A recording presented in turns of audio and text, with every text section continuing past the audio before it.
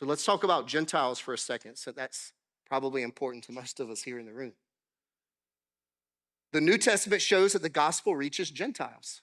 Can somebody say amen? But this shouldn't be a surprise. It has been a central part of God's promise since before Israel was established. This idea is clearly stated in God's initial promise to Abraham. In him, all the families of the earth will be blessed, Genesis 12:3. And it continued to be a part of the promises made through the prophets. Here's just one example. Isaiah 49:6. Is it too light a thing that you should be my servant, to raise up the tribes of Jacob and to bring back the preserved of Israel? I will make you as a light for the nations, that my salvation may reach to the end of the earth. Paul, the leading author of the New Testament, he understood this. It was clear to him. Romans 15:8-9. Listen to what he says.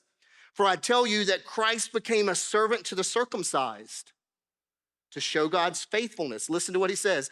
In order to confirm the promises given to the patriarchs.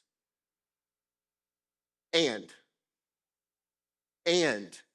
in order that the Gentiles might glorify God for his mercy. Amen. Paul clearly states that God can keep his promises to Abraham, Isaac, and Jacob while also showing mercy to the Gentiles. And again, amen. And there are many instances like this where Paul makes a point to avoid blurring the distinction between Jew and Gentile. However, there are also passages where it seems that Paul intends to do just that, to blur those distinctions. So we need to examine some of those to see what Paul's actually doing.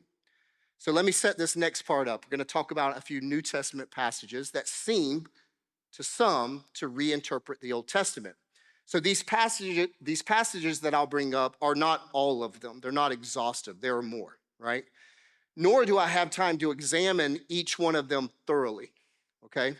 There just isn't enough time on a Sunday morning to do that. And so I don't plan to do that. However, having chosen just a few of them, I do hope to cover them enough so that you completely understand our position on these passages, all right?